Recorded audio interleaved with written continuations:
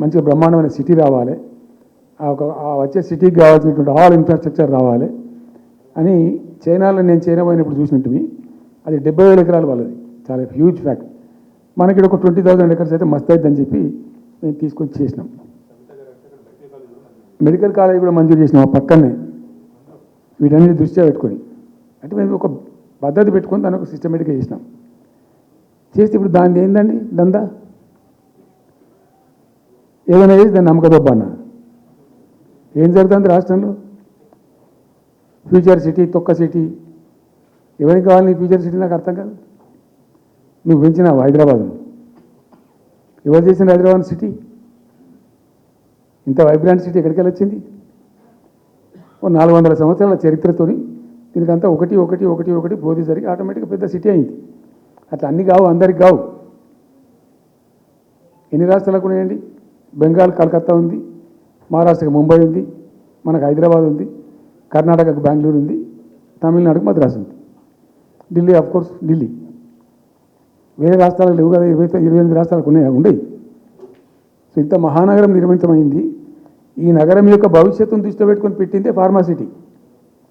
ఈ సిటీ మొత్తం గబ్బులు వేసిపోవాలి ఇక్కడ దాంతో, నువ్వు తీసుకుపోయాలి ఫ్యూచర్ సిటీ, తోక సిటీ. ఏందన్నట్టు ఇది? అన్ని దిక్కుమాలిన పాలసీలు, రియల్ ఎస్టేట్ బ్రోకర్ దందా తప్పితే ఇంకోటి లేదు. అన్నీ కనబడతాయి మనకు.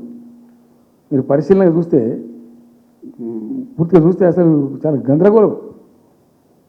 గురుకుల పాఠశాల విద్యార్థులు చచ్చిపోతారండి. ఇప్పటికి 120 మంది విద్యార్థులు చచ్చిపోయారు. గంత నియంత్రణ లేదా? గంత తెలివి లేదా? ఒక గట్టి అధికారిని పెట్టి గట్టి చర్య తీసుకోరాదా? నువ్వు ఎన్ని రోజులు చేస్తాము నీ ఫ్యూచర్ సిటీ, తోక సిటీ? ఈ పోరగాళ్ళని చేస్తారు. తర్వాత ఫార్మా సిటీలో ఆ ల్యాండ్ అక్వైర్ చేసినప్పుడు కండిషన్ ఏంటంటే ఓన్లీ ఫార్మా సిటీకి మాత్రమే వాడతాము. Conditional land acquisition. హైకోర్టులో కేసు ఉంది. హైకోర్టులో ఈ ప్రభుత్వం ఏం చెప్తుంది? లేదు ఫార్మా సిటీ ఉంటుంది. మరి ఆడ 3,000 ఎకరాల్లో వాడేవాడు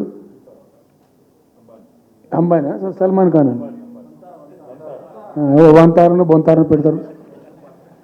ఈ జూ పార్క్ కొంచెం ఆడబెడతారట. ఎందుకు? జూ పార్క్ అమ్ముకతో పెట్టానుక?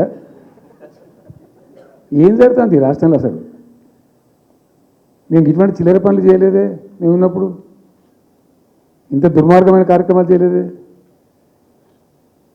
ఇది ఎక్కడ దిక్కుమాలిన దందా? ఏం జరుగుతుంది అసలు? ఏం చేయదలుచుకున్నారు ఈ రాష్ట్రాన్ని? ఇదేం పోతున్నా? సో ఇట్లా